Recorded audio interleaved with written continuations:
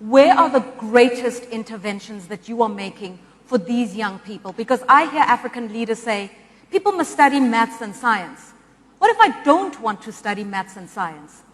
What if I want to be an artist? I can still make a great contribution to the economy. What do you say about lateral thinking? Thank you very much. I am myself in the humanities. And I think I'm in the most interesting of all the disciplines. I'm in literature. But believe me, artists need mathematics. Musicians need physics. It is at the basis of everything. It is just the way we have taught it, as if it's a rarefied subject away from ourselves. Let me use a very practical example of a child whose mother processes palm oil, from the nut to the oil. If this is not science, I don't know what science is. But you will not find it in the textbook. You will not find it in the lab. And therefore, this education that this child is getting has very little impact. This is just an example. But I think that there are many, many more.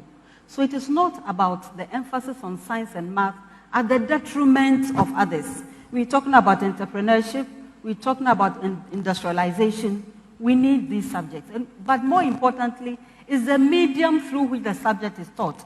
I've heard Dr. Kim talk about Africa in 2015 compared to Korea. Nothing stopped Korea from using their language.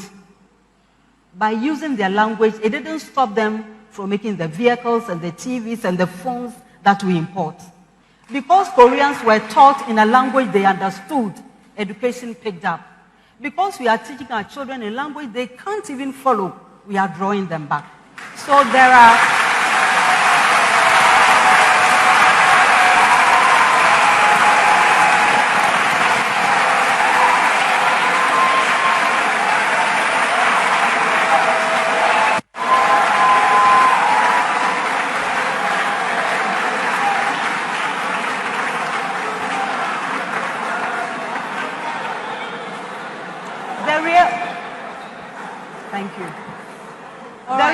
change for me is not about reviewing the curriculum.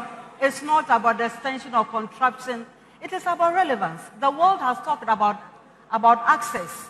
In the MDGs, we focus on primary education. 15 years. And let me remind all of us that the children who were in P1 15 years ago, at the end of 15, were 21. I'm sure they are part of the audience now. So at the time you were thinking of primary school, you should be moving up. You shouldn't say that we need only primary education. I've got the data. If somebody stays in school for 1 year, it translates into $90. That's not what we need. Right. What we need is to ensure that you are teaching children in ways, the Ghanaian children are so bright, and that's what makes me so passionate. Yeah. Here are bright children.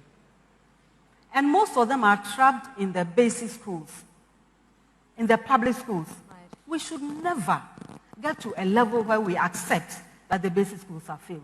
Here is a place where 70% of the children attend school in this country. Yeah. We leave them behind, we leave ourselves behind. Because we will live with them. Yeah. They will come into your homes to fix your fridge. And when it doesn't work anymore, don't ask me why.